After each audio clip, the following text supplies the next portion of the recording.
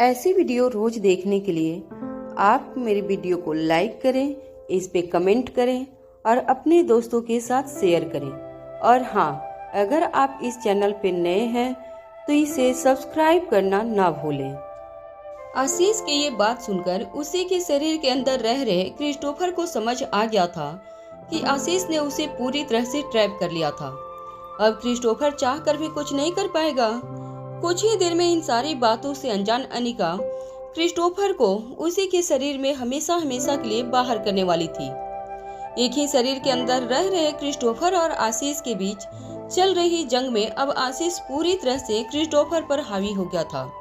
दरअसल उन दोनों के बीच की सच्चाई ये थी कि क्रिस्टोफर बचपन से काफी जिद्दी और अड़ियल रहा था। ह्यूमन एक्सपेरिमेंट के दौरान जब क्रिस्टोफर के आसपास उसके भाई बहनों की मौत होने लगी तब वो काफी ज्यादा वायलेंट और गुस्सैल हो गया था। क्रिस्टोफर को अपनी आंखों के सामने अपनी मौत नजर आ रही थी।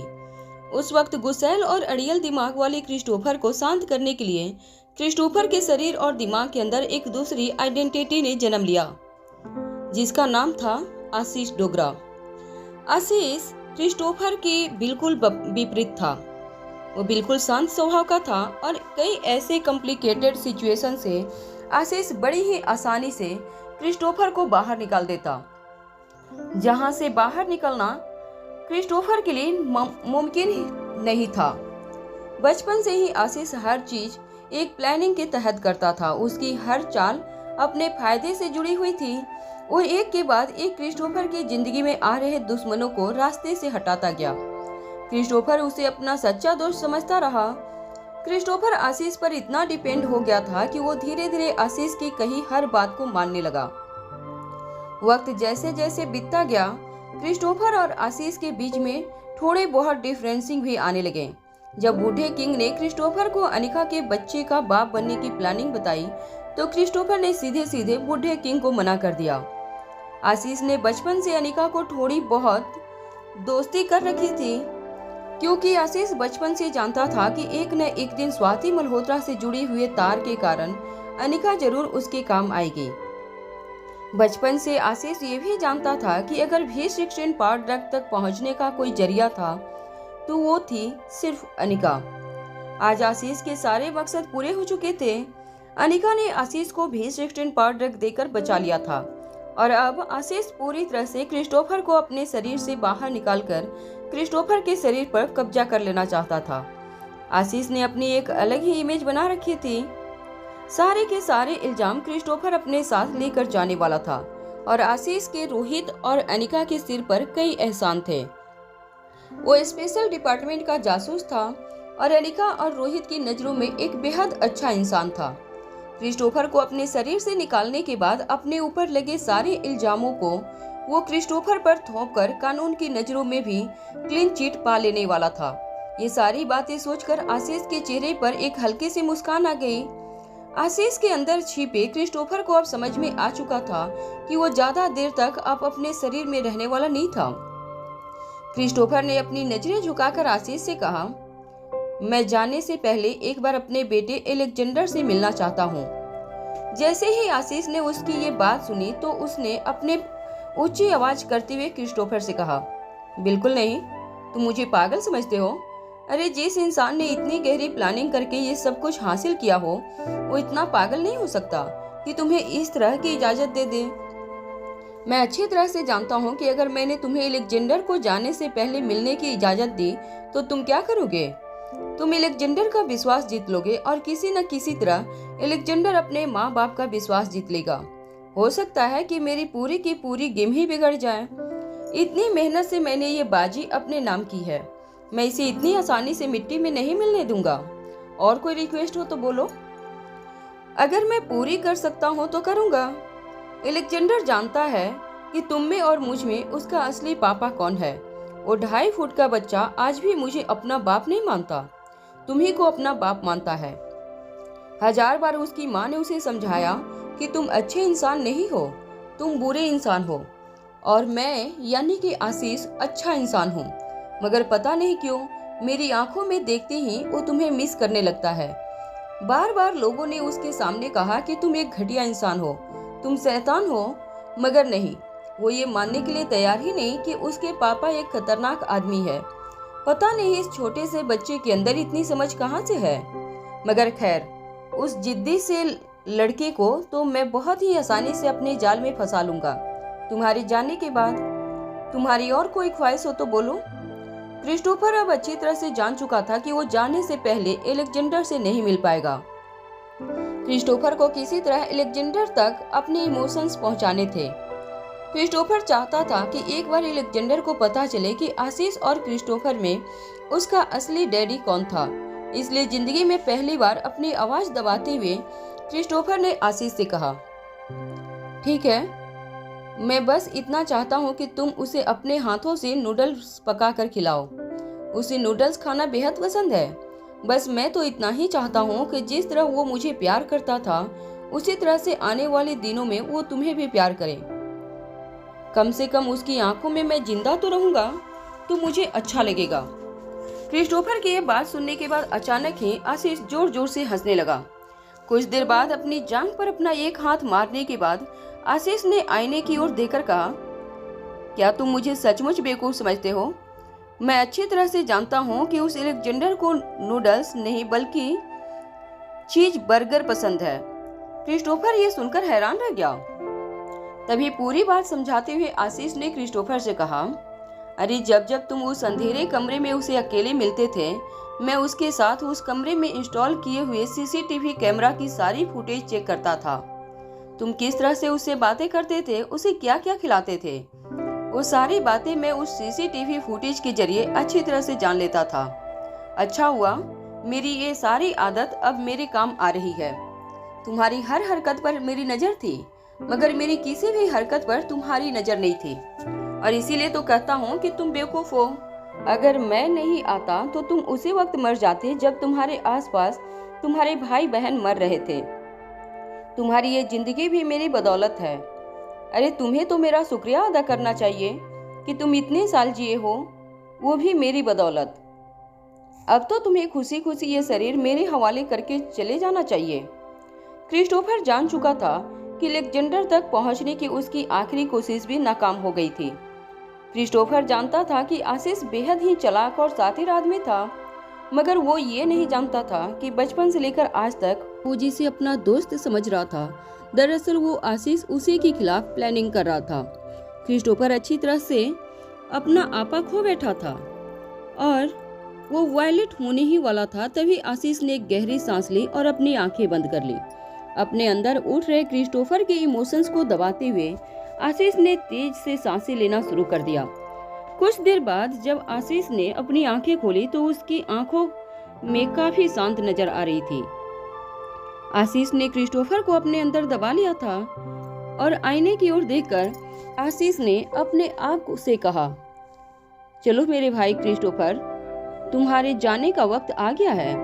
हो सकता है इसे जिंदगी में ये हमारी आखिरी मुलाकात हो। यहाँ अलेक्जेंडर अपने कमरे में अपने बेडरूम में सारा दिन सोता रहा। अनिका, रोहित, आर्यन और रिया अलेक्जेंडर के जागने का इंतजार करते रहे। अनिका और रोहित ये बात अच्छी तरह से जान चुके थे कि अलेक्जेंडर के शरीर के अंदर V15 पावर ड्रग ने अपना साइड इफेक्ट दिखाना शुरू कर दिया था, और उसी का नतीजा था कि अलेक्जेंडर कई घंटों तक बेहोश रहता था। V15 पावर ड्रग के जितने भी साइड इफेक्ट्स अलेक्जेंडर के शरीर में नजर आ रहे थे, उनमें से ज्यादा साइड इफेक्ट न्यूरोलॉजिकल थे, यानी कि अलेक्जेंडर के दिमाग में V15 पावर ड्रग की जो साइड इफेक्ट ज्यादातर नजर आ रहे थे, वो साइड इफेक्ट अलेक्जेंडर का दिमाग झेल नहीं पाता था, और इसीलिए अलेक्जेंडर कई घंटों तक बेहोश रहता था।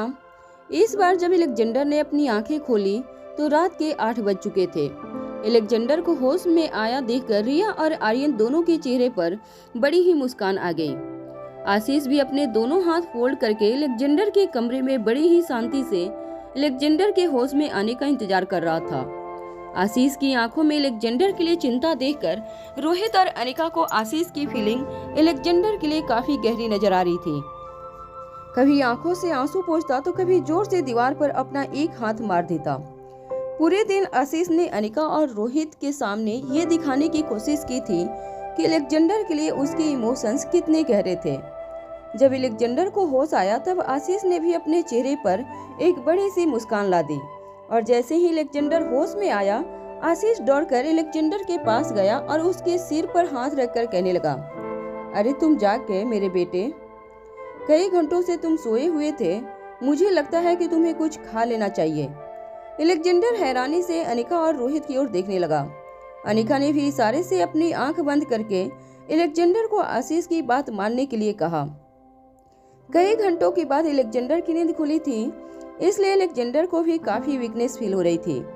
वो जानता था कि पेट खाली होने की वजह से उसे ये वीकनेस फील हो रही थी, इसलिए आशीष की बात मानकर अलेक्जेंडर भी बिस्तर से उतरकर अनिका और रोहित के साथ नीचे हॉल की ओर जाने लगा। जब अलेक्जेंडर डाइनिंग टेबल पर बैठा तब आशीष किचन में गया और बड़ी सी प्लेट अपने साथ लाया। उस प्लेट को उसने ढका हुआ था। जैसे ही आशीष ने अलेक्जेंडर के सामने वो प्लेट रखी और ढक्कन हटाया तो अलेक्जेंडर की नजर प्लेट में रखी हुई चीज बर्गर पर पड़ी। चीज बर्गर को देखते ही अलेक्जेंडर के चेहरे पर मुस्कुराहट आ गई। अलेक्जेंडर ने आशीष की ओर देखकर कहा, अरे वाह डैडी, आपको अभी भी याद है कि मुझे चीज बर्गर कितनी पसंद है। आशीष ने बड़े ही प्यार से अलेक्जेंडर के सर पर हाथ फेरते हुए कहा, ये सारी बातें मैं कैसे भूल सकता हूँ। अलेक्जेंडर ने अनिका और रोहित की ओर देखकर कहा, यही है मेरे अच्छे वाले पापा, अब तो मुझे यकीन हो गया है। जैसे ही अलेक्जेंडर ने अपने मुंह से ये बात कही, आशीष के चेहरे पर हल्की सी मुस्कान आ गई, जो कमरे में मौजूद किसी ने भी नोटिस नहीं की थी। जब बच्चे खाना खाने के बाद अपने अपने गेम्स में बिजी हो गए तो अनिका आशीष को एक कमरे में ले गई, जहां अनिका ने एक छोटा सा क्लिनिक सेटअप किया था। आशीष को अनिका ने एक स्पेशल रिक्लाइनिंग चेयर पर बिठाने के बाद उससे कहा, देखो मैं तुम्हारी एक्यूपंक्चर की ट्रीटमेंट शुरू करने जा रही हूँ। ये कहने के बाद अनिका ने एक बैग में से एक बड़ी सी सुई निकाली और आशीष की ओर देखकर कहा, देखो हो सकता है इस बार नॉर्मल टाइम से ज्यादा वक्त लगे, इस बार शायद काफी देर तक बेहोश रहोगे, मगर ये समझ लेना कि ये तुम्हारी ट्रीटमेंट का आखिरी पड़ाव है। हो सकता है कि इसके बाद क्रिस्टोफर हमेशा हमेशा के लिए तुम्हारी जिंदगी से गायब हो जाए। अनिका की बात सुनकर आशीष मन ही मन मुस्कुराने लगा। वो मन ही मन क्रिस्टोफर को बाय कहने लगा। आशीष की सारी चाल कामयाब हो गई थी और अब ये आखिरी पड़ाव था। वो क्रिस्टोफर को अपने ही शरीर से निकालकर हमेशा हमेशा के लिए इस शरीर को अपना बना लेने वाला था। आशीष अब जान चुका था कि अब वो फिर से अपनी आंखें खोलेगा तो एक नई जिंदगी उसका इंतजार कर रही होगी। आशीष ने अपने चेहरे से चश्मे उतारकर साइड टेबल पर रख दिए और अनिका की आंखों में आंखें डालकर कहने लगा, मुझे तुम पर पूरा भरोसा है। मैं जानता हूँ कि तुम्हारी ट्रीटमेंट कभी गलत नहीं हो सकती। चाहे मुझे कितनी भी तकलीफ उठाना पड़े, मैं तुम्हारा साथ दूंगा और हमेशा हमेशा के लिए क्रिस्टोफर नाम के खतरे को तुम्हारी जिंदगी से दूर कर दूंगा। जैसे ही आशीष ने ये बात कही, अनिका ने आशीष की गर्दन के पिछले हिस्से में एक बड़ी सी सुई चुभोई। सुई के चुभते ही आशीष ने धीरे से अपनी आंखें बंद कर ली। जैसे ही आशीष ने अपनी आंखें बंद की, उसके गले में तेज दर्द महसूस होने लगा। वो अच्छी तरह से जानता था कि अनिका उसके ऊपर एक्यूपंक्चर कर रही थी। पिछले कई दिनों से अनिका आशीष पर एक्यूपंक्चर करके आशीष के अंदर समाये क्रिस्टोफर को हमेशा के लिए खत्म करने की कोशिश कर रही थी। आशीष अच्छी तरह से जानता था कि आज क्रिस्टोफर की जिंदगी का आखिरी दिन था और इसके बाद हमेशा हमेशा के लिए क्रिस्टोफर की आइडेंटिटी, उसकी जिंदगी और उसका शरीर आशीष का होने वाला था। अनिका एक के बाद एक आशीष की गर्दन में और उसके सर के निचले हिस्से में सुइयां चुभोने लगी। अनिका अच्छी तरह से जानती थी कि इंसान के शरीर में किस नस पर एक्यूपंक्चर करने से इंसान का दिमागी स्टेट कम हो सकता था। अनिका ने इसी तरह एक्यूपंक्चर का प्रयोग करके बुढ़े बाबा को इतने सालों की गुमनामी से बाहर निकाला था। जब अनिका की ट्रीटमेंट का असर आशीष के दिमाग में होने लगा, तब धीरे धीरे क्रिस्टोफर की पर्सनालिटी भी बाहर आने लगी। वो चीख चीख कर अनिका को कहने की कोशिश कर रहा था कि वो गलत इंसान को मार रही थी, मगर आशीष की पर्सनालिटी ने क्रिस्टोफर को अंदर से जकड़ कर रखा था। आशीष किसी भी हालत में क्रिस्टोफर की बातें अनिका तक पहुंचने देने वाला नहीं था। आशीष जान चुका था कि अब वो अपनी जिंदगी में दोबारा कभी भी क्रिस्टोफर की आवाज नहीं सुनने वाला था। क्रिस्टोफर जोर जोर से चीखने चिल्लाने की कोशिश करता रहा, मगर उसकी आवाज सुनने वाला कोई नहीं था।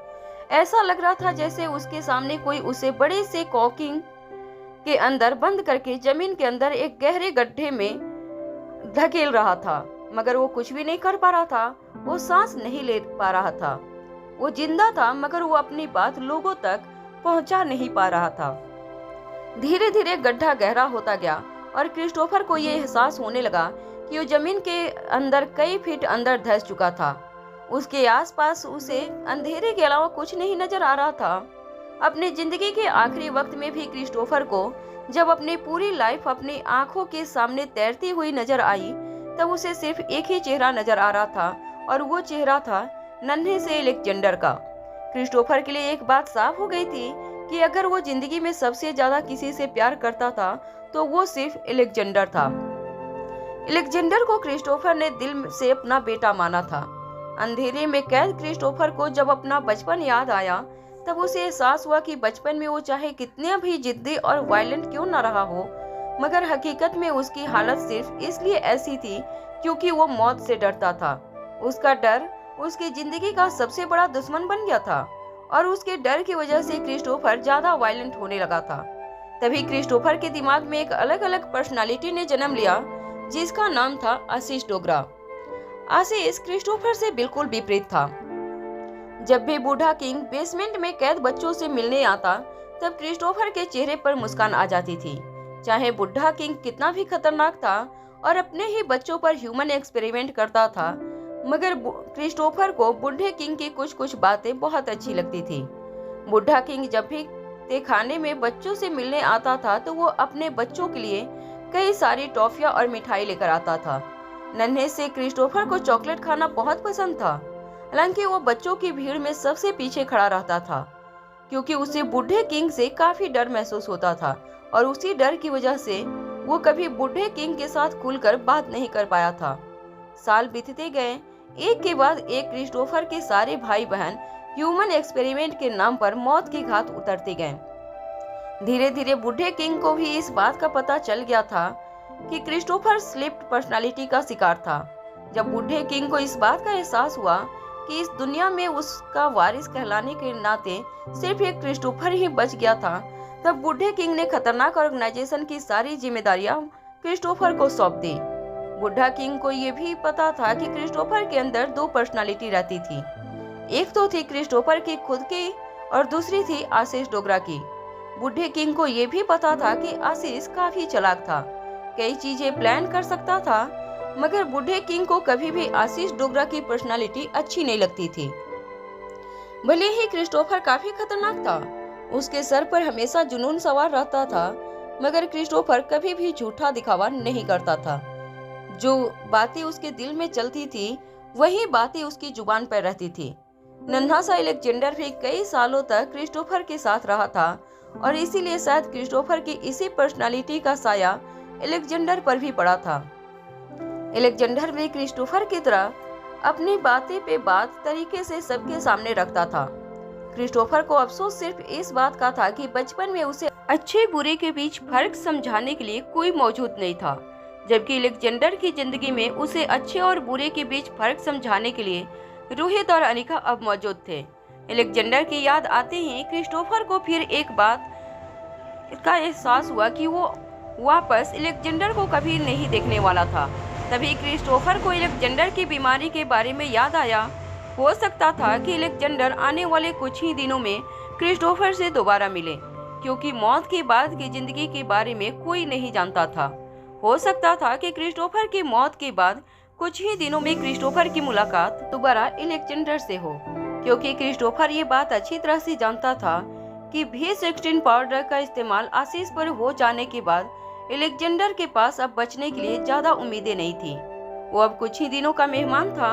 अलेक्जेंडर की इस हालत के बारे में ख्याल आते ही क्रिस्टोफर ने फिर से अपने अंदर की सारी ताकत इस्तेमाल करके आशीष की पर्सनालिटी पर हावी होने की कोशिश की, मगर क्रिस्टोफर जितनी कोशिश कर रहा था, उसे ऐसा लग रहा था जैसे वो ज्यादा अंदर धंसता जा रहा था।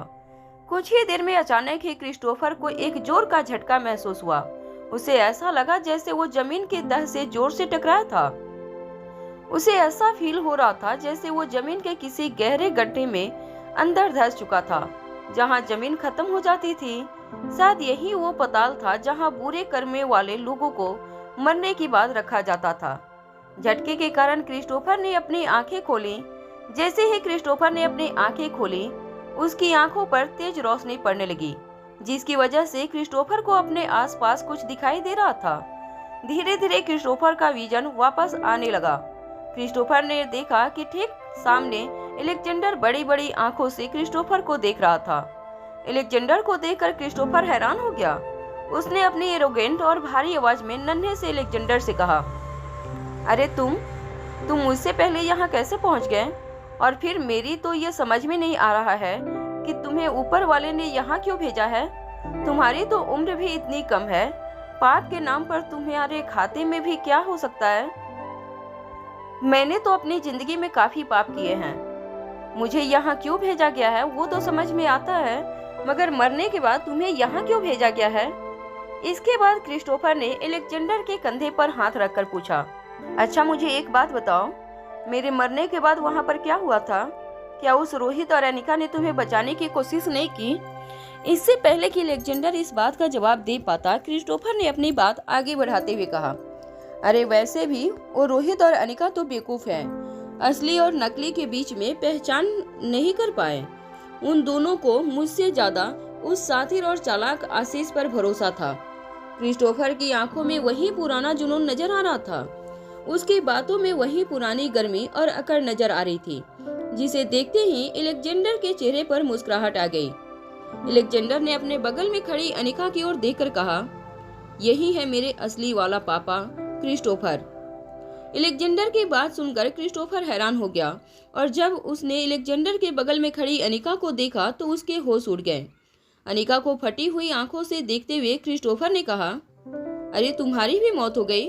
तुम यहाँ कैसे आई? मुझे पता ही था कि वो आशीष तुम लोगों को भी छोड़ेगा नहीं। चलो अच्छा हुआ, मेरी गुलाम मेरे पीछा करते हुए यहाँ तक आ गई। जब अनिका ने क्रिस्टोफर को कुछ कहने की कोशिश की तो अनिका को रोकते हुए क्रिस्टोफर ने कहा, देखो भले ही तुम मेरी गुलाम हो, मगर इतना समझ लो कि मेरी गुलामी करना उस आशीष की दोस्ती से कई ज्यादा बेहतर है। क्रिस्टोफर की आंखें देखकर, उसकी आवाज में आए बदलाव को देखकर और क्रिस्टोफर को ओवरऑल हाव भाव को देखकर अनिका समझ चुकी थी कि क्रिस्टोफर लौट आया था। अनिका ने भी अपने दोनों हाथ फोल्ड करके बड़े ही एटीट्यूड से क्रिस्टोफर की ओर देखकर कहा, अब तुम पूरी तरह से ठीक हो चुके हो। वो दोबारा तुम्हारी जिंदगी में कभी वापस नहीं आएगा। अनिका की ये बात सुनकर क्रिस्टोफर हैरान हो गया। वो फटी हुई आंखों से अनिका को देखता रहा। धीरे धीरे क्रिस्टोफर का विजन वापस लौट चुका था। क्रिस्टोफर ने देखा कि अनिका के साथ साथ अनिका के बगल में रोहित भी खड़ा हुआ बड़े ही गुस्से से क्रिस्टोफर को देख रहा था। धीरे धीरे अपना होश संभालते हुए क्रिस्टोफर ने नन्हे से अलेक्जेंडर की ओर देखा। तभी अलेक्जेंडर ने क्रिस्टोफर को समझाते हुए कहा, आप बिल्कुल ठीक हो चुके हो पापा। मम्मा ने आपका इलाज किया है और बुरे पापा को हमेशा हमेशा के लिए अपनी जिंदगी से दूर कर दिया है। क्रिस्टोफर को यकीन नहीं हो रहा था कि उसके साथ क्या हुआ था। क्रिस्टोफर ने अनिका और रोहित की ओर देखकर कहा, सचमुच तुम दोनों बहुत बड़े बेवकूफ हो। अगर तुम लोगों को पता होता कि आशीष की असलियत क्या है तो तुमने कभी भी V16 पार्ट ड्रग के आखिरी डोज को उस पर जाया नहीं किया होता और आज अलेक्जेंडर की जान बचाने के लिए V16 पार्ट ड्रग काम आता। चलो तुम दोनों की बेवकूफ़ी की वजह से मुझे तो जिंदगी मिल गई, मगर नन्हे से अलेक्जेंडर की जिंदगी दांव पर लग गई है। रोहित ने भी अपनी आवाज में थोड़ी कड़क लाते हुए क्रिस्टोफर से कहा, अलेक्जेंडर के साथ क्या करना है उसकी फिक्र तुम्हें करने की कोई जरूरत नहीं है। तुमने अलेक्जेंडर को बचपन से लेकर उम्र के 6 साल तक संभाला है। समझ लो हमने उसी का कर्ज उतार दिया। अब आगे से तुम्हें अलेक्जेंडर की फिक्र करने की कोई जरूरत नहीं है। रोहित की बात सुनने के बाद नन्हे से अलेक्जेंडर ने क्रिस्टोफर की ओर देखकर क्रिस्टोफर को समझाते हुए कहा, देखो क्रिस्टोफर पापा, रोहित पापा बहुत अच्छे हैं, बस उन्हें थोड़ा सा गुस्सा आता है, मगर वो दिल के बहुत अच्छे हैं। नन्हे से अलेक्जेंडर की बात सुनने के बाद क्रिस्टोफर ने अपने कंधे झुका लिए और अपनी गर्दन भी झुका ली। कुछ देर बाद मन ही मन कुछ सोचने के बाद क्रिस्टोफर ने अपने सामने खड़ी अनिका की ओर देखकर पूछा, तो अब क्या करोगे? तुम दोनों मेरे साथ। रोहित और अनिका दोनों ही ये बात अच्छी तरह से जानते थे कि अगर उन दोनों ने क्रिस्टोफर को कानून के हवाले कर दिया तो कानून क्रिस्टोफर जैसे खतरनाक आदमी को सख्त से सख्त सजा सुनाएगी। इससे पहले कि अनिका अपना फैसला सुनाती, रोहित ने अनिका को रोकते हुए क्रिस्टोफर से कहा, बाहर मेरी कार तुम्हारा इंतजार कर रही है, वो तुम्हें सरहद पार पहुंचा देगी, मगर उसके बाद तुम्हारे साथ जो कुछ भी होता है उसका जिम्मेदार मैं नहीं हूँ। रोहित ने इंपीरियल ग्रुप की मदद से खतरनाक ऑर्गेनाइजेशन को पूरी तरह से कंगाल कर दिया था। रोहित अच्छी तरह से जानता था कि क्रिस्टोफर चाहकर भी खतरनाक ऑर्गेनाइजेशन को दोबारा एक्टिव नहीं कर सकता था, क्योंकि उसके पास फंड की कमी थी। क्रिस्टोफर अच्छी तरह से जान चुका था कि अब अनिका और रोहित के साथ ज्यादा आर्गुमेंट करने का कोई मतलब नहीं था। इसलिए अपनी जगह से खड़े होते हुए जाने से पहले क्रिस्टोफर ने रोहित की आंखों में आंखें डालकर पूछा, देखो, वैसे तो हम एक दूसरे के रिश्तेदार हैं, हमारे रगों में कहीं न कहीं एक ही आदमी का खून दौड़ रहा है। उस रिश्ते से अगर तुम बुरा न मानो तो मैं अनिका से एक सवाल पूछना चाहता हूँ। रोहित ने क्रिस्टोफर की इस बात का कोई जवाब नहीं दिया। तभी क्रिस्टोफर ने अनिका की ओर देखकर पूछा, मैं सिर्फ इतना जानना चाहता हूँ कि तुम्हें पता कैसे चला कि मैं सही हूँ और आशीष गलत। अनिका अच्छी तरह से जानती थी कि क्रिस्टोफर जरूर उसे ये सवाल पूछेगा। जब क्रिस्टोफर ने अनिका से सवाल पूछा कि उसे कैसे पता चला था कि उसके शरीर के अंदर क्रिस्टोफर की जो आइडेंटिटी थी वही असली आइडेंटिटी थी और आशीष डोगरा की आइडेंटिटी बिल्कुल झूठी थी, तो एक लंबी सांस लेते हुए अनिका ने क्रिस्टोफर की ओर देखकर कहा, अगर मैं तुमसे कहूँ कि मुझे पहले से ही आशीष डोगरा पर शक था तो तुम शायद मेरी बात नहीं मानोगे। दिल्ली में पहली बार जब हमारी मुलाकात हुई तब आशीष ने मेरी काफी मदद की थी। आशीष को कुछ गुंडों ने पकड़ लिया था और एक वेयर हाउस में उसे बंदी बना लिया था। उस वेयर हाउस से निकलने के बाद मुझे पता चला कि उस वेयर हाउस में अचानक आग लग गई थी और कल्याण शास्त्री के बेटे बिक्की और उसके सारे दोस्तों की मौत हो गई थी। ये बात शुरुआती में मुझे कुछ अजीब लगी। जब मैंने छानबीन करने की कोशिश की तब पता चला कि वहाँ किसी गैस की लीकेज की वजह से अचानक ही उस वेयर हाउस में ब्लास्ट हुआ था। मगर जब इंस्पेक्टर अब्बास ने ज्यादा छानबीन की तब हमें इस बात का पता चला कि उस वेयर हाउस में ब्लास्ट हुआ उससे कुछ ही सेकंड पहले तुम यानी कि आशीष डोगरा वहां से बाहर निकला था। सभी लोगों की मौत बहुत दर्दनाक हुई थी। अनिका ये कहने के बाद गहरी सोच में डूब गई। अनिका की बात सुनने के बाद क्रिस्टोफर भी कुछ अंदाजा लगाने लगा था। अनिका और रोहित दोनों ने कई बार बदमाशों को अपने हाथों से सजा दी थी, मगर वो दोनों कभी कानून अपने हाथ में नहीं लेते थे। अगर आशीष सचमुच इतना ही शरीफ था जितना वो दिखाता था तो कभी भी आशीष ने इतनी बेरहमी से उन गुंडों बदमाशों को मौत के घाट नहीं उतारा होता। कुछ देर बाद अनिका ने अपनी बात आगे बढ़ाते हुए अपने सामने खड़े क्रिस्टोफर से कहा, मुझे तब भी शक हुआ जब पहली बार इंस्पेक्टर अब्बास तुम्हें अरेस्ट करने के लिए उस होटल में पहुंचे जहां का लोकेशन मैंने ट्रेस किया था, मगर जब इंस्पेक्टर अब्बास वहां पहुंचे तब उन्हें वहां सिर्फ आशीष डोगरा ही नजर आए। आशीष ने कहा कि तुम वहां से भाग निकले थे। सीसीटीवी फोटो चेक करने पर हम लोगों को पता चला कि उस वक्त उस जगह से कभी कोई सस्पिशियस आदमी निकला ही नहीं था। हर बार जब भी क्रिस्टोफर पकड़ा जाने वाला होता था वो बचकर भाग निकलता और तुम वहां पाए जाते। मेरा मतलब है तुम्हारे अंदर का आशीष वहां पाया जाता। क्रिस्टोफर बड़े ही ध्यान से अनिका की हर बात सुन रहा था। इसके बाद अनिका ने जो कहा वो सुनकर तो खुद क्रिस्टोफर के भी होश उड़ गए। अनिका ने कहा, इतना सब होने के बावजूद शायद मैं आशीष डोगरा का असली चेहरा नहीं पहचान पाती, मगर इतना कुछ हो गया था अलेक्जेंडर की आंखों के सामने। मगर फिर भी कभी अलेक्जेंडर ने आशीष डोगरा को अपना डैड कहकर नहीं पुकारा। वो हमेशा क्रिस्टोफर को ही अपना डैड मानता रहा। एक छोटा सा बच्चा असली नकली की पहचान अच्छी तरह से कर रहा था। उसने कभी भी आशीष डोगरा के लिए वो फीलिंग्स नहीं दिखाई जो फीलिंग्स उसके मन में तुम्हारे लिए यानी कि क्रिस्टोफर के लिए चलती थी। कहीं न कहीं अलेक्जेंडर की उस बात ने मेरे मन में शक और भी ज्यादा पक्का कर दिया था। आशीष डोगरा मेरे पास ट्रीटमेंट लेने लगा। वो अपने अंदर से तुम्हें हमेशा हमेशा के लिए खत्म करना चाहता था। उसे इस बात का कॉन्फिडेंस हो गया था कि मैं पूरी तरह से उसके झांसे में आ चुकी हूँ। वो मेरे इलाज पर विश्वास करता रहा। वो यही समझता रहा कि मैं उसका इलाज करके उसके शरीर से हमेशा के लिए क्रिस्टोफर की आइडेंटिटी को मिटा दूंगी। मगर दरअसल मैं तो सिर्फ दिमाग की इस कंडीशन का इलाज कर रही थी और मैं जानती थी कि अगर मेरी ट्रीटमेंट सही तीरे से चलती रही तो क्रिस्टोफर नहीं बल्कि आशीष डोगरा खत्म हो जाएगा। मगर आशीष डोगरा की सबसे बड़ी गलती ये थी कि उसने मुझे बताया कि बचपन में वो मुझे गुलेरिया हाउस में खाना देने आया करता था। मैं उस बच्चे की आंखों को अच्छी तरह से पहचानती थी जो मुझे खाना देने आया करता था। वो मुझे मदद जरूर करता था, मगर उसकी आंखों में हमेशा मैंने एक जुनून देखा था, एक एरोगेंस देखा था। वही एरोगेंस, वही जुनून जो मुझे तुम्हारी आंखों में नजर आता था। और उस वक्त मुझे एहसास हो गया कि तुम्हारे शरीर का असली हकदार क्रिस्टोफर था, आशीष डोगरा नहीं। इन शॉर्ट ये कहा जा सकता है कि आशीष डोगरा ने खुद ही इस राज से पर्दा उठा दिया कि तुम्हारे शरीर में रह रहा असली इंसान कौन था, क्रिस्टोफर या आशीष डोगरा। अनिका की पूरी बात सुनने के बाद क्रिस्टोफर ने अनिका की ओर देखकर कहा, अप्रिसिएशन में ताली बजाई और कहा, मैं भले ही तुम्हें आज भी अपना गुलाम बनाना चाहता हूँ, मगर आज तो मानना पड़ेगा तुम्हारी सूझबूझ और तुम्हारी समझ वाकई काबिले तारीफ है। अनिका ने भी इस बात पर बड़े ही एटीट्यूड से जवाब देते हुए कहा, मुझे लगता है अब तुम्हें यहाँ से निकलना चाहिए। इंस्पेक्टर अब्बास किसी भी वक्त यहाँ पहुँच सकते हैं और अगर एक बार तुम स्पेशल डिपार्टमेंट के हत्थे चढ़ गए तो तुम्हें बचाना नामुमकिन हो जाएगा।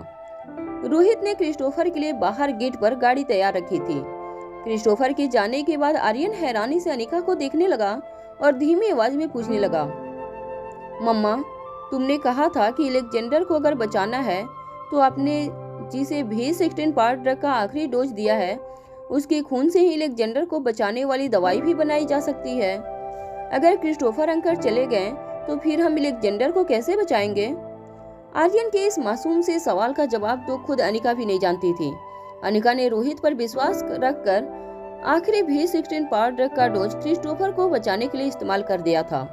मगर अनिका जितना रोहित को जानती थी वो अच्छी तरह से एक बात समझ चुकी थी कि रोहित के पास अलेक्जेंडर को बचाने का जरूर एक और तरीका था, वरना वो कभी भी आखिरी V16 पार्ट ड्रग के डोज को इस तरह किसी की जान बचाने के लिए इस्तेमाल करने के लिए नहीं कहता। इसलिए नन्हे से आर्यन का सवाल सुनने के बाद अनिका अपने बगल में खड़े रोहित को हैरानी से देखती रही। अनिका की आंखों में सवाल पढ़ने के बाद रोहित इतना तो समझ गया था कि अब उसे अपने राज से पर्दा हटाना ही होगा और सबको बताना ही होगा कि अलेक्जेंडर को बचाने के लिए उसने क्या सोचा था। रोहित ने अपने कमरे का दरवाजा बंद कर लिया। कमरे में अब अनिका, रोहित, आर्यन, रिया, अलेक्जेंडर के अलावा और कोई मौजूद नहीं था। कुछ देर अपने हाथ फोल्ड करके मन ही मन कुछ सोचने के बाद रोहित धीरे से अनिका की ओर बढ़ा और दबी हुई आवाज में अनिका से कहने लगा, अलेक्जेंडर की जान बचाने के लिए हमारे पास दो ऑप्शन है। एक तो ये है कि हम क्रिस्टोफर को किडनैप करके किसी ऐसी जगह उसे बंद कर दें जहां दुनिया वाले उसे वापस कभी नहीं देख पाए। तीनों बच्चों अनिका रोहित की इस बात को समझ नहीं पा रहे थे। रोहित ने अपनी बात आगे बढ़ाते हुए कहा, और दूसरा ऑप्शन ये है कि हम यही चीज अलेक्जेंडर के साथ करें। मेरा मतलब है कि हम अलेक्जेंडर को दोबारा कभी भी लोगों के सामने नहीं ले जा पाएंगे।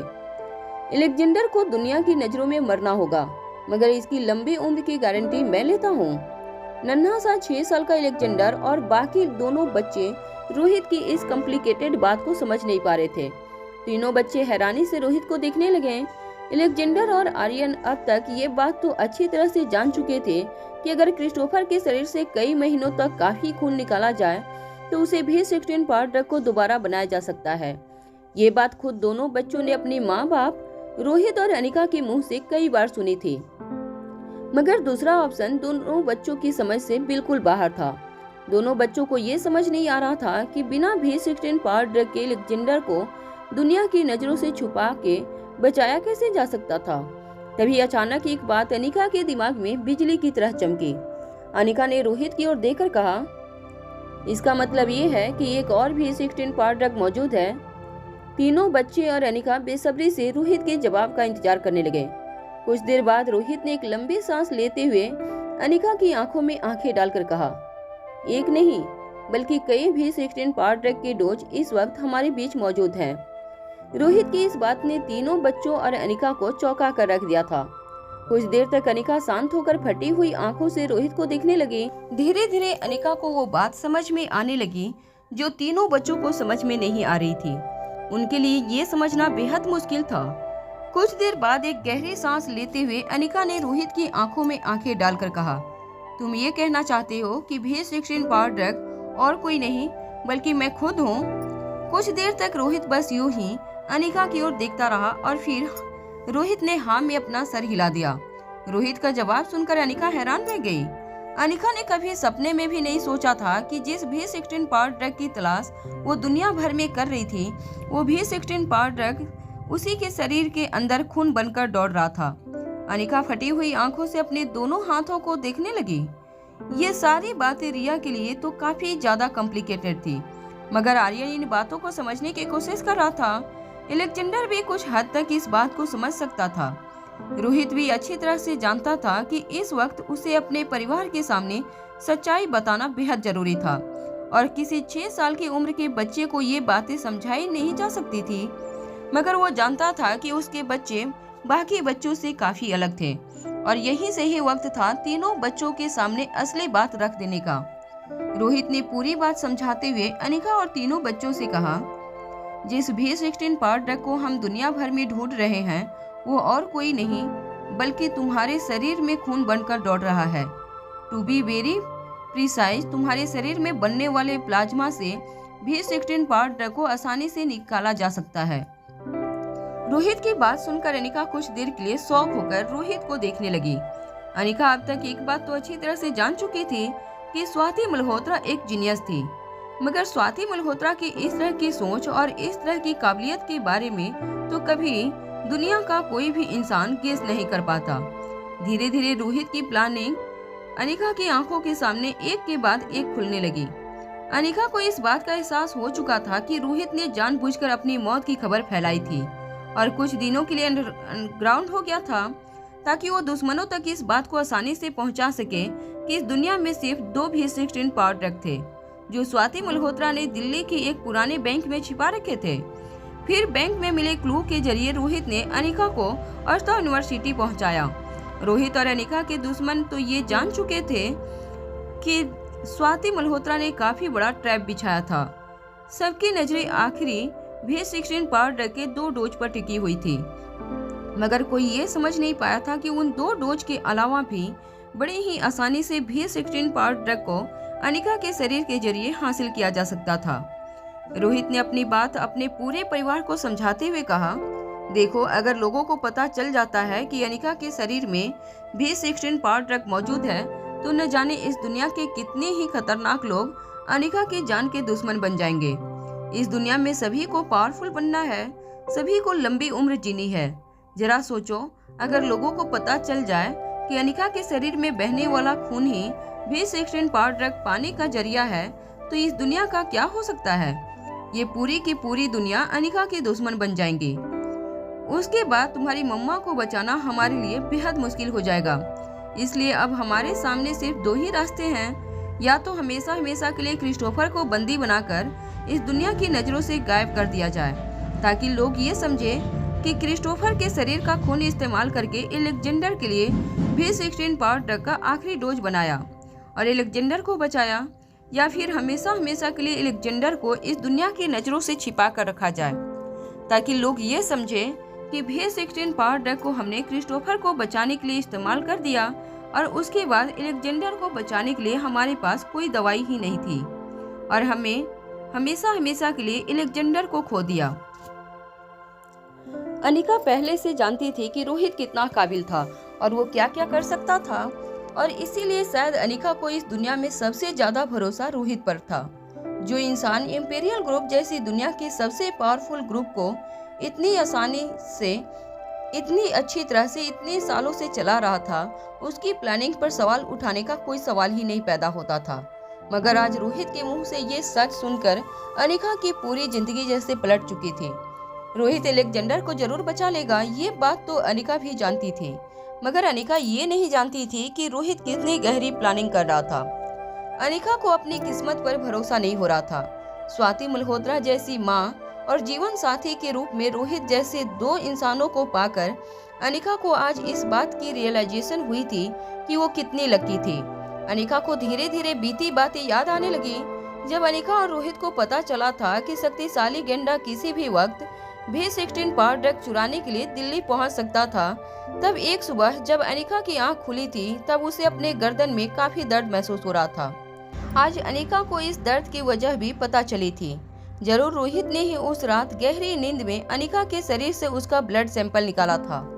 उस वाकये को याद करते हुए अनिका ने रोहित से पूछा, क्या तुमने मेरे ब्लड सैंपल के जरिए ये बात पता लगाई कि मेरे शरीर में के अंदर V16 पावर ड्रग बन रहा है? अनिका के कंधे पर हाथ रखते हुए रोहित ने कहा, मुझे माफ करना, मैंने कई बातें तुमसे छुपाई, मगर मेरा यकीन मानो कि उस वक्त मैं भी हर बात साफ साफ नहीं जानता था।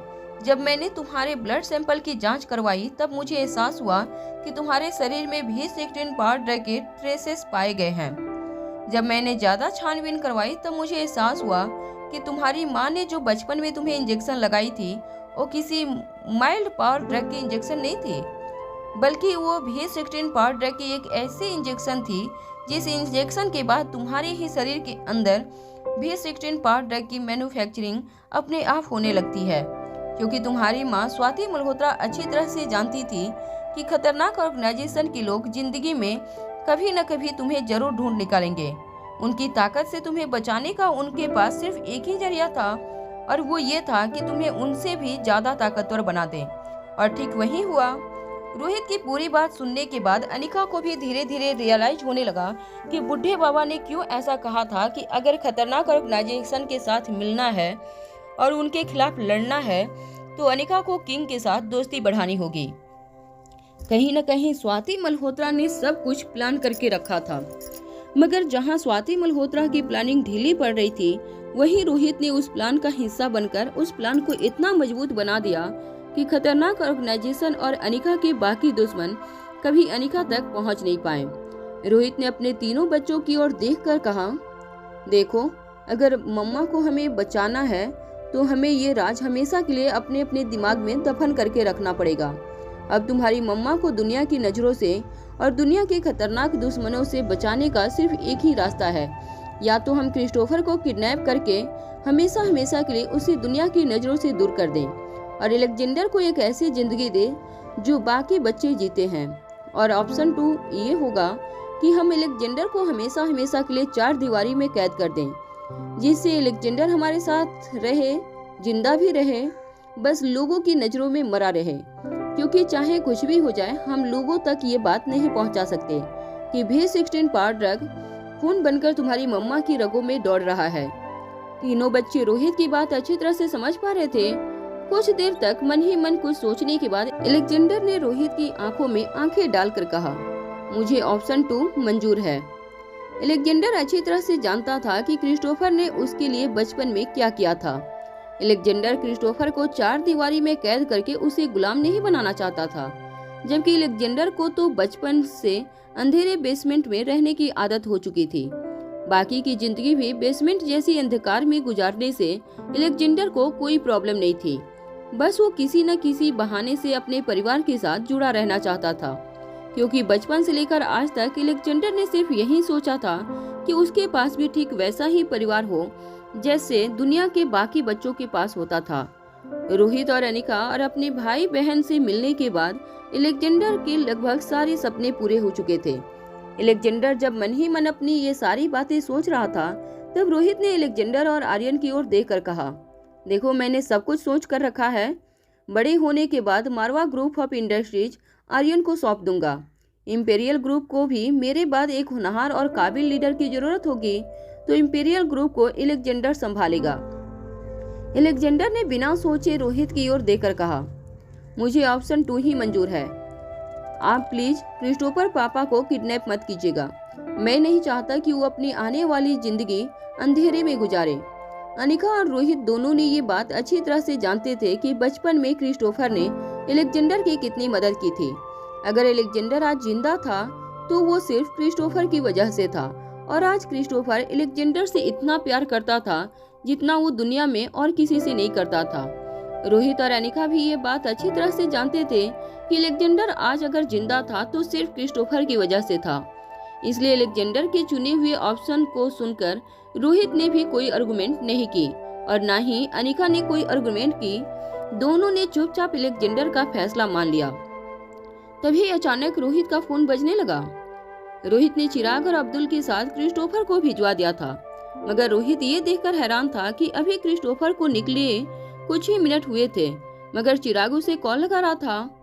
जब रोहित ने कॉल रिसीव किया तो चिराग की तेज सांसें रोहित के कानों पर पड़ी। रोहित ने बात करते हुए चिराग काफी हाँफ रहा था। अटकती हुई आवाज में चिराग मेहता ने रोहित से कहा, बॉस यहाँ पर बहुत बड़ी गड़बड़ हो गई। वो क्रिस्टोफर है ना? चिराग आगे बात करने से पहले रुक गया। रोहित को समझ नहीं आ रहा था कि आखिर हुआ क्या था। फोन पर अपनी आवाज ऊंची करते हुए रोहित ने चिराग मेहता से कहा, अरे क्या हुआ क्रिस्टोफर को? तुम बोलते क्यों नहीं? कुछ देर बाद अपने आप को संभालते हुए चिराग ने रोहित से कहा, बॉस आप जल्दी से जल्दी हॉस्पिटल आ जाइए, मैं वहाँ पर आपको सब कुछ बताता हूँ। चिराग का कॉल डिस्कनेक्ट करने के बाद रोहित ने अनिका और तीनों बच्चों की ओर देखा और कहा, देखो इस वक्त हमारे बीच में जो कुछ भी बातें हुई हैं वो हमारे बीच ही रहनी चाहिए। दुनिया में और किसी को इन सारी बातों का पता नहीं चलना चाहिए। अनिका, अलेक्जेंडर, तुम लोग अभी इस वक्त मेरे साथ चलो। मुझे लगता है कि क्रिस्टोफर का एक्सीडेंट हो गया है। रोहित की बात सुनते ही अलेक्जेंडर और अनिका हैरान हो गए। रोहित तेजी से कार चलाकर अलेक्जेंडर और अनिका को हॉस्पिटल ले गया। जब अलेक्जेंडर आईसीयू वार्ड में पहुंचा तब उसने देखा कि क्रिस्टोफर हॉस्पिटल बेड पर लेटा हुआ था और उसके पूरे मुंह पर पट्टियां बंधी हुई थी। ऐसा लग रहा था जैसे क्रिस्टोफर का पूरा चेहरा झुलस चुका था। हालांकि क्रिस्टोफर के शरीर में और कहीं पर किसी भी तरह की इंजरी नजर नहीं आ रही थी। अलेक्जेंडर धीरे से चलकर क्रिस्टोफर के पास गया और कहने लगा, क्रिस्टोफर डैड, आपको क्या हुआ है? ये आपके चेहरे पर क्या हो गया? इतनी पट्टियां क्यों लगी हैं आपके चेहरे पर? क्रिस्टोफर ने अलेक्जेंडर की बात तो सुनी थी, मगर वो पूरी तरह से उसे इग्नोर कर रहा था। क्रिस्टोफर ने अपने हाथ से इशारा करते हुए अलेक्जेंडर से कहा, तुम जाओ यहाँ से, दोबारा मुझे मिलने की कोशिश मत करना। ये कहने के बाद क्रिस्टोफर ने अपना मुंह फेर लिया और अलेक्जेंडर की ओर अपनी पीठ कर ली। रोहित, जो ठीक अलेक्जेंडर के पीछे खड़ा था, उसने धीमी आवाज में चिराग से पूछते हुए कहा, अरे क्या हुआ? ये सब कुछ तुमने कहा था ना क्रिस्टोफर को संभाल कर ले जाना, फिर ये क्या हुआ? तेज सांसें लेते हुए चिराग ने रोहित की बात का जवाब देते हुए कहा, अरे बॉस, हम तो उसे सरहद पार करवाने ले ही जा रहे थे अपनी गाड़ी में, मगर अचानक ही बीच रास्ते में क्रिस्टोफर ने कहा कि उसे कोई दवाई लेनी है। हमने भी गाड़ी साइड में लगा दी, एक मेडिकल शॉप के बाहर। क्रिस्टोफर मेडिकल शॉप के अंदर गया और काफी देर तक बाहर नहीं आया, मगर जब मैं कार से उतरकर मेडिकल शॉप की ओर जाने लगा तब अचानक क्रिस्टोफर वहां से अपने चेहरे पर हाथ रखता हुआ चिल्लाता हुआ बाहर आया। क्रिस्टोफर जमीन पर लेट गया। तब हमें पता चला कि मेडिकल शॉप के अंदर जाकर क्रिस्टोफर ने सल्फ्यूरिक एसिड खरीदा था और उसने अपने चेहरे पर तेजाब डाल दिया था। हालांकि चिराग इस पूरे वाकये से काफी हैरान था, मगर रोहित समझ चुका था कि क्रिस्टोफर ने ऐसा क्यों किया था। रोहित की पूरी प्लानिंग के बारे में क्रिस्टोफर ने मारवा हाउस से निकलने के बाद काफी देर तक सोचकर पता लगा लिया होगा। जिस तरह अलेक्जेंडर नहीं चाहता था कि क्रिस्टोफर अपनी आने वाली जिंदगी अंधेरे में गुजारे, उसी तरह क्रिस्टोफर भी नहीं चाहता था कि अलेक्जेंडर क्रिस्टोफर की वजह से अपनी आने वाली जिंदगी अंधेरे में गुजार दे, और इसीलिए अपने आप को गुमनामी के अंधेरे में हमेशा हमेशा के लिए झोंकने के लिए क्रिस्टोफर ने अपना चेहरा ही पूरी तरह से बिगाड़ दिया था। रोहित को समझ नहीं आ रहा था कि इतना खतरनाक आदमी अलेक्जेंडर की बात पर इतना इमोशनल कैसे हो सकता था। अब क्रिस्टोफर अलेक्जेंडर की ओर मुंह करके सोया था। उसके पूरे चेहरे पर काफी बैंडेज लगी थी, मगर ऐसा लग रहा था जैसे बैंडेज के बीच में से भी किसी तरह क्रिस्टोफर अलेक्जेंडर को देखने की कोशिश कर रहा था। अलेक्जेंडर भी बड़े ही ध्यान से क्रिस्टोफर के चेहरे पर लगे हुए जख्मों को देखने की कोशिश कर रहा था। बिस्तर पर सोया हुआ क्रिस्टोफर जोर जोर से अपने हाथ पांव हिला रहा था। क्रिस्टोफर को इस तरह की हरकत करते हुए देखकर नन्हे से अलेक्जेंडर ने क्रिस्टोफर से पूछा, क्रिस्टोफर डैड, क्या आपको पेन हो रहा है? अलेक्जेंडर की बात सुनते ही क्रिस्टोफर ने फिर से अलेक्जेंडर की ओर अपनी पीठ कर दी और कहा, मैंने तुमसे बचपन से लेकर आज तक कितनी बार कहा है कि मुझे कभी दर्द नहीं होता, मैं दर्द नहीं महसूस करता। जो असली मर्द होते हैं उन्हें दर्द नहीं होता। और तुम तो अच्छी तरह से जानती हो कि तुम्हारे क्रिस्टोफर डैड कितने पावरफुल हैं। भला मैं कैसे दर्द महसूस कर सकता हूँ। एलेक्जेंडर खामोशी से क्रिस्टोफर को देखता रहा। कुछ देर बाद क्रिस्टोफर ने एलेक्जेंडर को अपने पास बुलाया और करवट बदलते हुए एलेक्जेंडर से कहा, देखो, आज के बाद मैं अपनी रिटायरमेंट प्लान कर रहा हूँ। अब मेरे बुढ़ापे में तुम्हें ही मेरा सहारा बनना होगा। मैंने जिस तरह तुम्हें टॉफियाँ, चॉकलेट, आइसक्रीम खिलाई है, उसी तरह बुढ़ापे में तुम्हें भी मेरा ख्याल रखना होगा और मुझे खाना खिलाना होगा। जैसे ही नन्हे से एलेक्जेंडर ने क्रिस्टोफर की ये बात सुनी, एलेक्जेंडर ने अपनी धीमी आवाज में क्रिस्टोफर से कहा, आपको इस बात की कोई फिक्र करने की जरूरत नहीं है। आपको बुढ़ापे में कोई काम नहीं करना होगा। आपको मैं खाना खिलाऊंगा। क्या आप जानते हैं कि रोहित डैड के पास कितना पैसा है? जैसे ही क्रिस्टोफर ने एलेक्जेंडर की बात सुनी, क्रिस्टोफर ने एलेक्जेंडर को ऊंची आवाज में कहा, मैंने तुमसे कहा ना, बुढ़ापे में तुम्हें मेरा सहारा बनना होगा और तुम्ही को मुझे खाना खिलाना होगा। किसी और के पैसे से अगर तुमने मुझे खाना खिलाया तो ये मेरी प्रेस्टीज के खिलाफ होगा। क्या इसी दिन के लिए मैंने तुम्हें पाल पोस कर बड़ा किया था कि एक दिन जब मैं बूढ़ा हो जाऊं तब तुम किसी और के पैसे से पैसे लेकर मुझे खाना खिलाओ? एलेक्जेंडर की उम्र भले ही छोटी थी, मगर वो अच्छी तरह से समझ पा रहा था कि क्रिस्टोफर क्या कहना चाहता था। कुछ देर के लिए अपने मन ही मन कुछ सोचने के बाद एलेक्जेंडर ने क्रिस्टोफर के बिस्तर पर अपना एक हाथ रखा और बड़ी ही प्यारी और मीठी आवाज में क्रिस्टोफर से कहा, अब बिल्कुल चिंता मत कीजिएगा। मैं बड़ा होकर डॉक्टर बनूंगा। मैं जानवरों का डॉक्टर बनूंगा और इतने पैसे कमाऊंगा कि कभी आपको पैसों की तकलीफ नहीं होगी। एलेक्जेंडर की ये बात सुनते ही क्रिस्टोफर फिर से अपनी आवाज ऊंची करके कहने लगा, अरे मैंने तुमसे कितनी बार कहा है कि जानवरों का डॉक्टर बनने का कोई फायदा नहीं है। बल्कि मैं तो कहता हूँ कि तुम्हारा डॉक्टर बनने का प्लान ही पूरी तरह से गलत है। अरे डॉक्टर लोग अच्छे इंसान नहीं होते, मैंने तुम्हें कितनी बार बताया है। क्रिस्टोफर एलेक्जेंडर से कुछ ही दूरी पर खड़ा रोहित अच्छी तरह से समझ पा रहा था कि उसे डॉक्टरों से नफरत क्यों होती है। बचपन से लेकर आज तक उसने अपनी खतरनाक लेबोरेटरी में डॉक्टरों को काम करते हुए देखा था। वो सारे के सारे डॉक्टर काफी खतरनाक एक्सपेरिमेंट करते थे, जिसके कारण छोटे बच्चे की जिंदगी से खिलवाड़ किया जाता था। क्रिस्टोफर भी उन्हीं बच्चों में से एक था जिसे ह्यूमन एक्सपेरिमेंट का शिकार बनाया गया था और इसीलिए क्रिस्टोफर के मन में डॉक्टरों के लिए काफी नफरत थी। एलेक्जेंडर अब तक जान चुका था कि क्रिस्टोफर के साथ इस वक्त इस मूड में आर्गुमेंट करना बहुत मुश्किल था। कुछ देर तक क्रिस्टोफर को देखने के बाद एलेक्जेंडर मुड़कर रोहित के पास वापस जाने लगा। रोहित के पास पहुंचते ही एलेक्जेंडर अपनी जगह पर रुक गया और मुड़कर क्रिस्टोफर को देखकर कहने लगा, अगर आपको बहुत पेन हो रहा है तो आप चिल्ला सकते हैं। जैसे ही क्रिस्टोफर ने एलेक्जेंडर की ये बात सुनी, उसके बाद क्रिस्टोफर जोर जोर से चिल्लाकर कहने लगा, मैंने तुमसे कितनी बार कहा कि मुझे पेन नहीं होता है।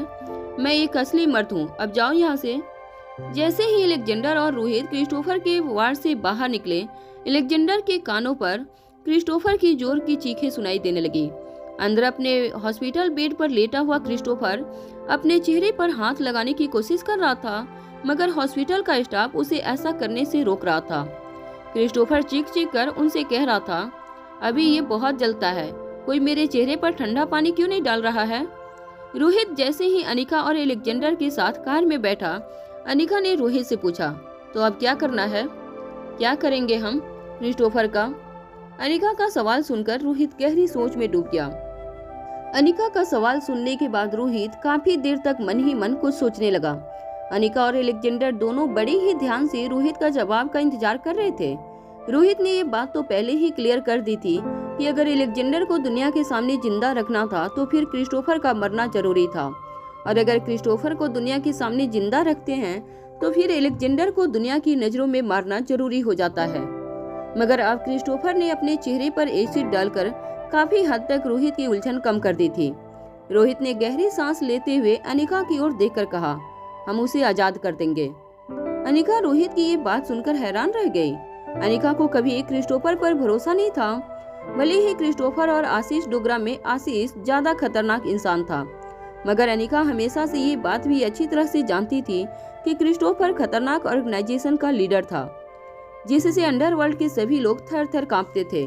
क्रिस्टोफर ने अगर पहले जैसी अपनी बादशाहत और हुकूमत कायम करने की कोशिश की तो वो क्या कर सकता था, इसका भी अंदाजा अनिका और रोहित को अच्छी तरह से था।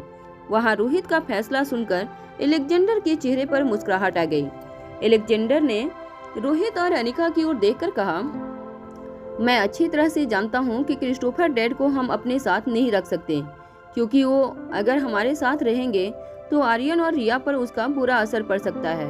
मगर अब मुझे कहीं न कहीं लगता है कि क्रिस्टोफर पापा पहले जैसे नहीं है। वो दोबारा कभी भी ऐसी गलतियां नहीं करेंगे जो उन्होंने पहले की थी। अनिका अच्छी तरह से जानती थी कि अलेक्जेंडर के मन में क्रिस्टोफर के लिए कैसे इमोशंस थे, मगर वो एक बच्चे की बातों में आकर इतना बड़ा रिस्क नहीं ले सकती थी। अनिका की बातों में सवाल पड़ते हुए रोहित ने अनिका के कंधे पर हाथ रखकर कहा, देखो तुम चिंता मत करो, अगर क्रिस्टोफर ने पहले जैसी हरकतें दोबारा करने की कोशिश की और खतरनाक ऑर्गेनाइजेशन को फिर से रिवाइव करने की कोशिश की तो मैं ऐसा होने नहीं दूंगा। मैं हमेशा ही अपने आदमियों को क्रिस्टोफर पर नजर रखने का ऑर्डर दे दूंगा। क्रिस्टोफर को अपने नए चेहरे के साथ नई पहचान बनाकर रहना होगा और पुराने क्रिस्टोफर को हमेशा हमेशा के लिए मरना होगा। अगर उसने दोबारा से वही शैतानियां करने की कोशिश की तो फिर उसके साथ क्या करना है ये भी मैं अच्छी तरह से जानता हूँ। रोहित की ऐसी बातें सुनकर अनिका के लिए ये तय करना मुश्किल हो गया था कि अंडरवर्ल्ड की डॉन ज्यादा खतरनाक है या रोहित की ऐसी बातें ज्यादा खतरनाक थी। जिन अंडरवर्ल्ड की डॉन से पूरी दुनिया को डर लगता था, उन्हें रोहित अपनी मुट्ठी में किस तरह रखता है वो अच्छी तरह से जानता था। इसलिए कभी कभी अनिका के लिए ये अंदाजा लगाना मुश्किल हो जाता था कि अंडरवर्ल्ड के खतरनाक डॉन ज्यादा डेंजरस थे या रोहित। मारवा हाउस पहुंचने के बाद रोहित और अनिका ने तीनों बच्चों को अपने बेडरूम में सुला दिया और फिर अपने बेडरूम में चले गए। बिस्तर पर लेटने के बाद रोहित बड़े ही प्यार से अनिका को देखता रहा। धीरे धीरे अनिका की आंखें भारी होने लगी थी।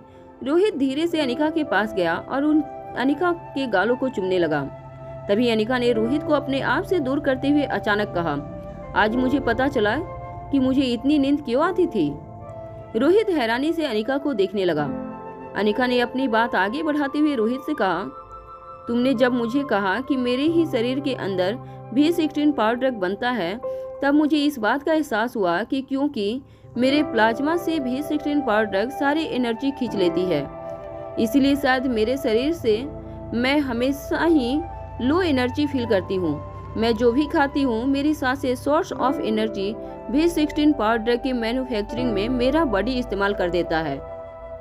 इसका मतलब ये रह जाता है कि मेरे पास पर्सनल एनर्जी की कमी हमेशा महसूस होती है और इसीलिए मैं सोती रहती हूँ। आज तक मैं भी यही सोचती रही कि मैं काफ़ी लेजी और बाकी औरतों के मुकाबले काफ़ी ज़्यादा सुस्त हूँ। तुम्हारी दादी माँ भी मुझे यही ताने मारती थी कि आजकल की लड़कियों की तरह मैं भी कोई काम काज करना नहीं चाहती और दिन भर लेटे रहना चाहती हूँ, बल्कि हकीकत में मैं दिन भर इसलिए लेटी रहती थी क्योंकि मेरे शरीर में ताकत ही नहीं बचती थी। चलो मुझे लगता है कि मुझे अब कुछ घंटों के लिए सो जाना चाहिए। रोहित को ये कहने के बाद रोहित की ओर पीठ करके अनिका सो गई। रोहित के अरमानों पर फिर से एक बार पानी फिर गया था। फाइनली रोहित और अनिका की जिंदगी की सारी जंग खत्म हो चुकी थी। रोहित और अनिका ने सारी जंग पर विजय पाकर अपने पूरे परिवार को एक किया था। अलेक्जेंडर को बचाने का जरिया मिल गया था। तीनों बच्चे खुशी खुशी एक दूसरे के साथ रह रहे थे। रोहित और अनिका भी शादी के बाद एक सुखी विवाहित जोड़े की तरह अपनी जिंदगी गुजार रहे थे। कुछ महीनों पहले रोहित ने इस चीज की कल्पना भी नहीं की होगी कि उसकी लाइफ इतना बड़ा मोड़ ले लेगी और रोहित अनिका के साथ खुशी खुशी अपनी जिंदगी गुजारेगा। ये सारी बातें सोचकर रोहित मन ही मन मुस्कुराने लगा। रोहित मन ही मन ये भी सोचने लगा कि अनिका का प्यार पाने के लिए वो एक रात को या 10 जन्मों तक भी अनिका का इंतजार कर सकता था। तभी अचानक अनिका रोहित की ओर मुड़ी और मुस्कुराकर कहने लगी, अगर तुम इस वक्त ये सोच रहे हो कि कब तुम्हारा प्यार पूरा होगा तो। अनिका आगे कुछ कहने से पहले रुक गई। रोहित की दिल की धड़कनें तेज होने लगी थी। रोहित जानना चाहता था कि अनिका आगे क्या कहने वाली थी। तभी अचानक अनिका ने रोहित की गालों पर प्यार से हाथ फेरते हुए कहा, तो तुम्हें मेरे जागने का इंतजार करना होगा। ये कहने के बाद अनिका तो गहरी नींद में सो गई थी, मगर रोहित के लिए अब सोना बेहद मुश्किल हो गया था। रोहित की दिल की धड़कनें इतनी तेज हो गई थी कि रोहित का चेहरा पूरी तरह से लाल हो गया था। अब रोहित की बेसब्री से इसी बात का इंतजार कर रहा था कि अनिका कब जागेगी। देखते ही देखते एक हफ्ता बीत गया। रोहित अनिका अपने पूरे परिवार के साथ हंसी खुशी समय बिता रहे थे।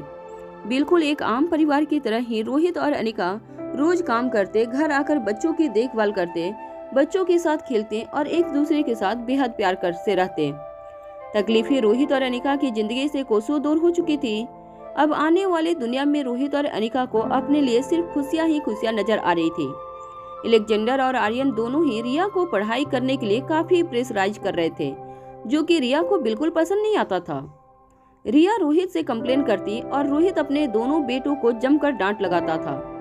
दोनों बेटे ये समझ गए थे कि बेटी के प्यार में पूरी तरह से पागल हो चुके उनके पापा को ये समझाना बेहद मुश्किल हो गया था कि अगर रिया ने पढ़ाई लिखाई पर ध्यान नहीं दिया तो उसके फ्यूचर पर उसका कितना बुरा परिणाम हो सकता है। हालांकि अनिका ये बात अच्छी तरह से समझती थी, मगर अब तक रोहित और रिया के प्यार को देखकर अनिका ये समझ गई थी कि बचपन से बिन बाप की पली लड़की को अब संभालना उसके बस में नहीं था। एक हफ्ते बाद क्रिस्टोफर के चेहरे के जख्म कुछ कुछ सूखने लगे थे। तब अनिका क्रिस्टोफर का इलाज करने के लिए हॉस्पिटल पहुंची। अनिका क्रिस्टोफर के चेहरे पर एक कॉस्मेटिक सर्जरी करने वाली थी। जब क्रिस्टोफर को इस कॉस्मेटिक सर्जरी के बारे में पता चला, तब क्रिस्टोफर ने अपने सर पर अपना एक हाथ रखते हुए अनिका की ओर देखकर कहा, अरे ये बात अगर मुझे पहले पता होती तो मैं अपने चेहरे पर इतना घातक एसिड डालता ही नहीं।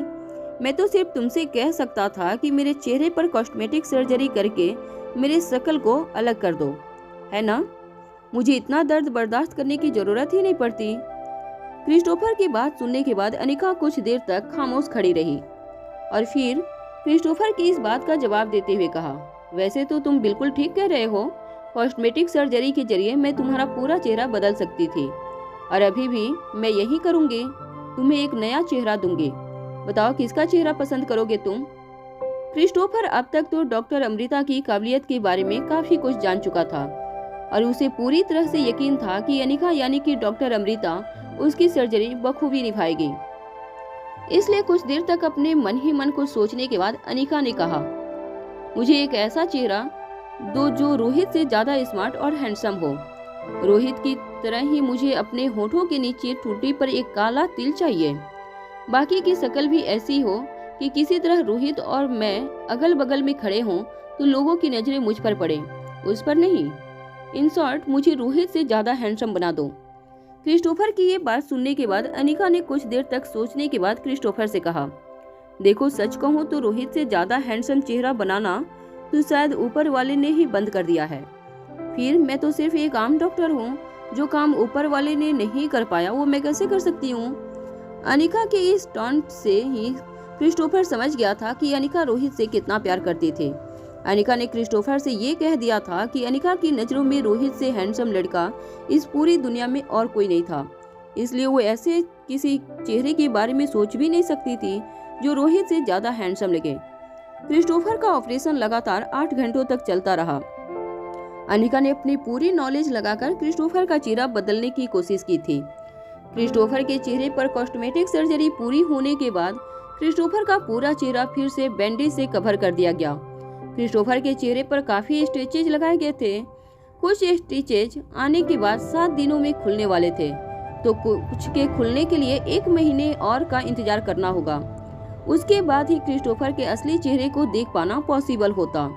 क्रिस्टोफर अपने नए चेहरे को देखने के लिए काफी बेकरार था, मगर वो भी ये बात अच्छी तरह से जानता था कि इस तरह की खतरनाक सर्जरी को हील होने में काफी वक्त लग सकता था। क्रिस्टोफर वहीं अस्पताल के बिस्तर पर पड़ा हुआ अपने नए चेहरे का इंतजार करता रहा। यहाँ हॉस्पिटल में क्रिस्टोफर अपने नए चेहरे का इंतजार करता रहा और वहाँ मारवा हाउस में रोहित और अनिका अपने बच्चों के साथ अपनी रूटीन लाइफ में बिजी हो गए।